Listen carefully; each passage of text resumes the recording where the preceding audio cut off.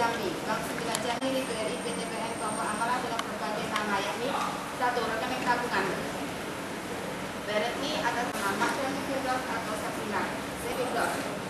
B. Bank Syariah Mandiri atas nama Mataliban Tugas Kirim 2013 tanggal 17 September 2013 perihal laporan hasil audit dalam rangka penghitungan kerugian keuangan negara atas dugaan tindak pidana korupsi penggunaan dana bagi hasil atas kerjasama pramuka Provinsi Jambi Inti Indo Sawit Sumber periode tahun 2009 sampai dengan 2011 terdapat kerugian keuangan negara sebesar 1.540.046.888 rupiah dengan perincian sebagai berikut.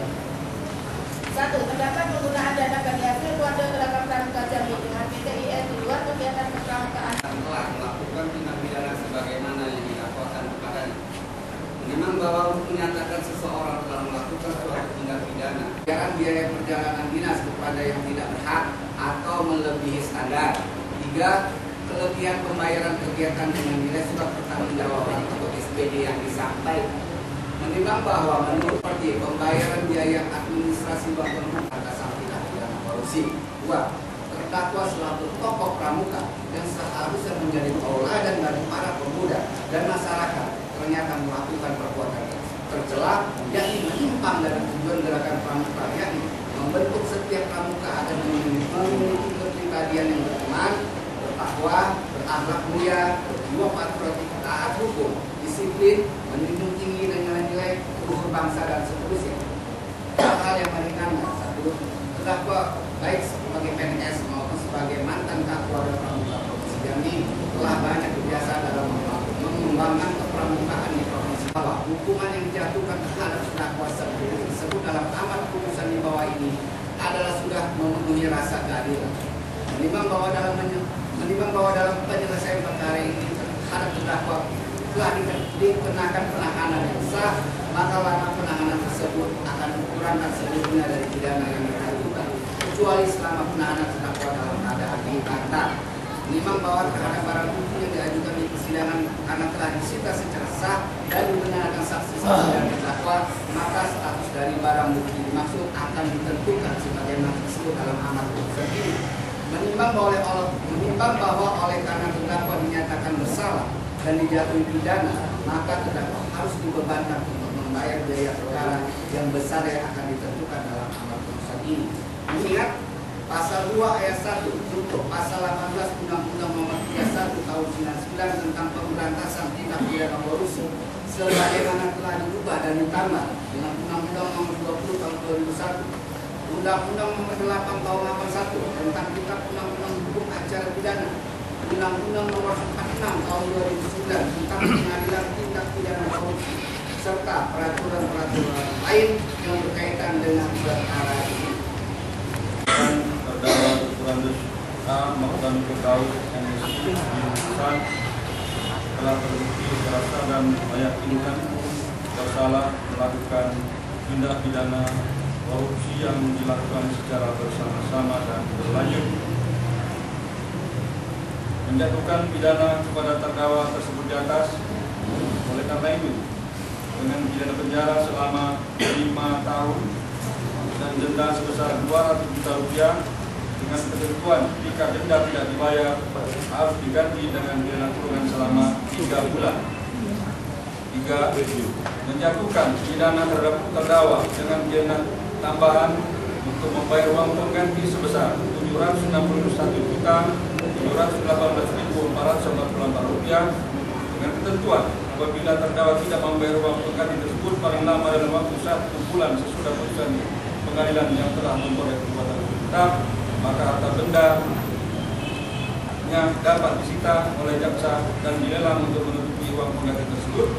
Dan dalam hal terdakwa tidak mempunyai harta benda yang mencukupi untuk membayar uang pengganti, maka dipidana dengan pidana penjara selama 2 tahun. Menetapkan masa penahanan yang telah dijalani terdakwa dikurangkan seluruhnya dari pidana yang dijatuhkan, kecuali selama terdakwa dalam keadaan dibantah. 5. Menetapkan barang bukti mulai dari poin 1, fotokopi yang digalisir SKK Kuarnas nomor 16/2009 sampai dengan poin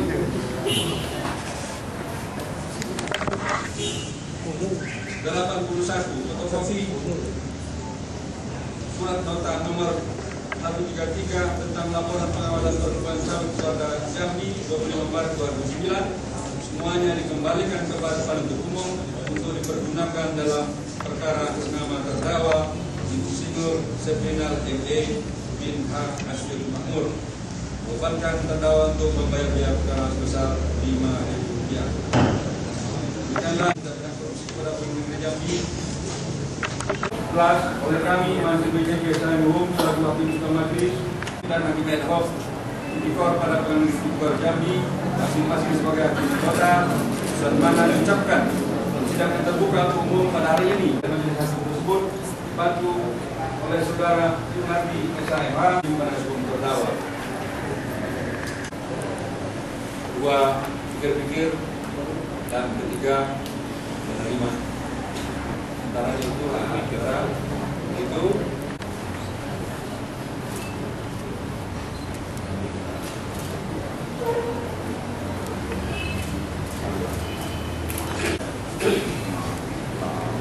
Assalamualaikum warahmatullahi wabarakatuh. Terima kasih yang mulia.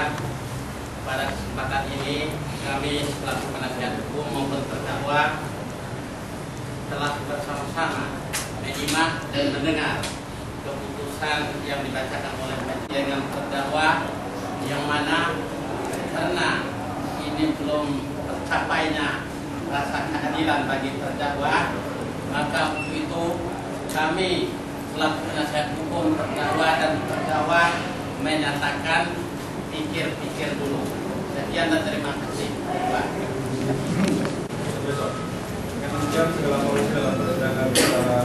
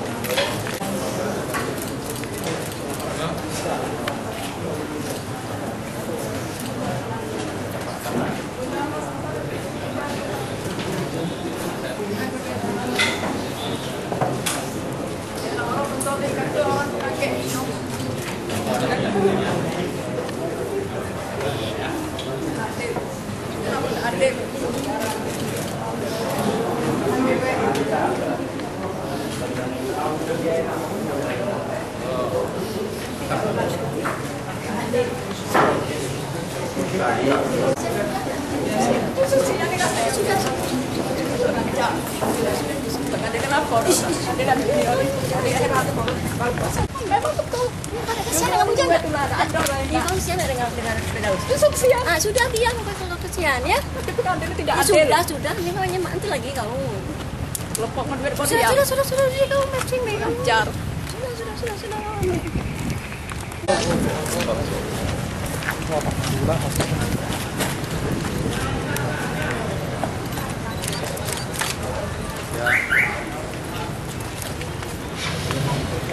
Itulah, tak kate dah dunia dia pakai duit itulah dia nyong. Kurang ajar.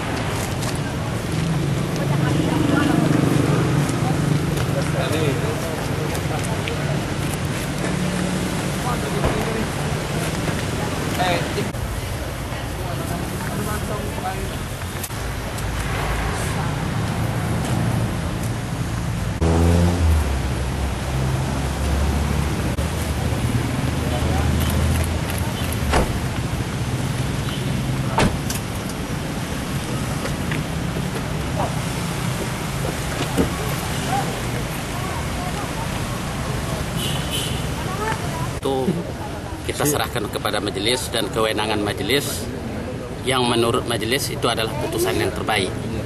Nah, tentu kami selaku penasihat hukum setelah mengkaji fakta dan bukti persidangan memang belum mendapatkan rasa keadilan. Jadi untuk itu kami akan Alasannya apa? pikir-pikir. Gimana lihat tidak keadilan? Memang kalau menurut fakta dan pledoi yang kita buat, dia harus bebas. Secara hukum tidak satu pun alat bukti maupun keterangan saksi-saksi maupun alat bukti yang mengarah ke terdakwa. Ujung daripada itu semua kuncinya adalah itu keuangan negara. Sementara saksi-saksi ahli yang kita hadir, ahli keuangan negara yang membuat undang-undang, yang merancang undang-undang tentang keuangan negara itu sendiri mengatakan itu tidak masuk dalam keuangan negara. Tapi itu ditolak oleh majelis hakim. Itu masuk ditolak. Dan bahkan pengakuan pemerintah daerah bahwa itu bukan aset daripada pemerintah daerah dan tidak masuk wilayah hukum keuangan daerah. Nah, jadi tentu dalam hal ini kita hargai putusan majelis, itu kewenangan majelis. Kita selaku penasihat hukum selalu berupaya dan maksimal mencari keadilan sehingga tercapai keadilan yang hakiki dan kebenaran hakiki. Ya, cukup aja itu dulu ya. Oke.